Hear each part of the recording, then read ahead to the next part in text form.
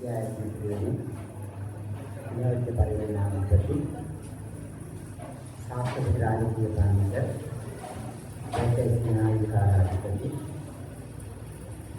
අපේ වතුරු විද්‍යාල පංචහාමුදුරන් වහන්සේ සුභද්‍රාරාම විද්‍යාත්මකයේ ජේෂ්ඨාචාර්ය පුස්තකාලාධිපති මහරගම නාලන්දාරාම විහාරාධිපති ශාස්ත්‍රපති කලපත්තිගේ අපේ පුණ්‍යාලෝක පංචහාමුදුරන් වහන්සේ සුභද්‍රාරාම මූලික පිරිවෙනේ පරිවේනාධිපති ශාස්ත්‍රපති රාජකීය පඬිතුක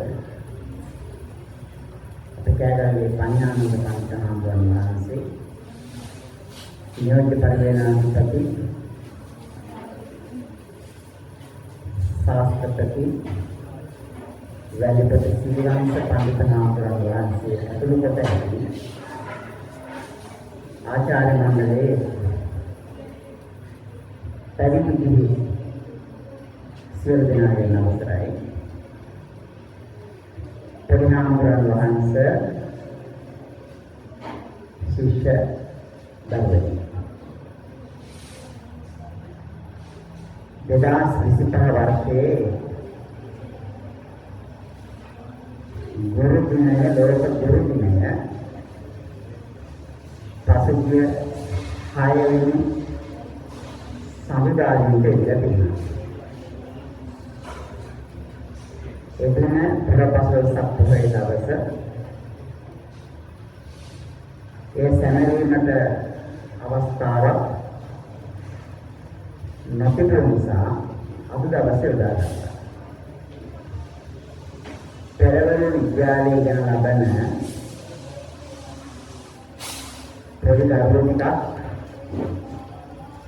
මේක සති 3කට විතර වලදී ගිහිල්ලා මට ලියුමක් පාරුණා ගුරුතුමේ කරන්න ඕනේ කියලා. ඊට පස්සේ අපේ පරිණාමයන් වහන්සේලා මගෙන් අවසර ඉල්ලුවා ගුරු දිනය සමරන්න ඕන කියලා. මම සාමාන්‍යයෙන් කැමති නෑ. මගේ පෞද්ගලික මතය වුණා ගිහි පැවිදි දරුවන්ගේ අවශ්‍යතාවය. ඒකට අපි අවස්ථාව දෙන්න ඕනේ. දරුවන්ට යාම සංවිධානය කරන්න උත්සවයක් සංවිධානය කරන්න සැලසුම් කරන්නට ඒ අවස්ථාව අපි ලබා දෙන්න ඕනේ. මේ වේදිකාවෙන් ඒ මඟ සකස් කරනවත් එතනින් එහාට යමක් පිළිවෙලට අනුව කරගන්න හැකියාවක් ලැබෙන්නේ නැහැ. ඒ නිසා මේ ගුරුතුමා සමරන සතිය අපි එක දවසක් යොදාගෙන මේ කටයුතු කරමු කියලා තීරණයකට පසු ආවා. ඒ අනුව විද්‍යායතන පිරිවෙනේ අපේ නියෝජ්‍ය පරිවර්තනාධිපති හාමුදුරුවෝ ඇතුළු ආචාර්ය මණ්ඩලයේ සියලු දෙනාගෙන් පෙරවරු පාසලේ අපේ නියෝජ්‍ය විදුහල්පතිතුමා ඇතුළු ඒ අංග ප්‍රධානීන් ඇතුළු සියලු ආචාර්ය මණ්ඩලයේ සියලු දෙනාත් එක්ක කතා බහ කරලා සාකච්ඡා කරලා අද දවසේ යොදාගත්තා. 2025 वर्षයේ ගුරු දිනය සමරන සැමරීම සඳහා තේමාවක් යොදාගෙන තියෙනවා. ගුරු දිනය ආරම්භය ගැන සඳහන් කළා. ඒ නිසා ඒ ගැන මම ආයෙ නැවත මතක් කරන්න අවශ්‍ය කරන්නේ නැහැ. හැබැයි තේමාව ගැන කවුරුත් කතා කළේ නැහැ. ළමා දිනය වෙනුණු තේමාවක් තිබුණා. ඒ ළමා දිනය සමරන දවසේ තේමාව ගැන කතා කළේ නැහැ.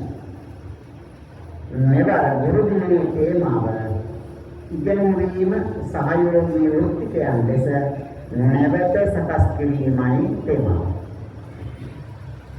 ගුරු දිනයේ තේමාව ඉගෙනීම සහයෝගී වෘත්තියක් ලෙස නැවත සකස් කිරීම කියලා තේමාව යටතේ තමයි 2025 ගුරු දිනය සමරන්නේ. ඉතින් ගුරු දිනය ගුරුවරු ගැන අපේ නායක හාමුදුරුවෝ සඳහන් කළ පොඩි හාමුදුරුවෝ අපේ ශිෂ්‍යයෝ.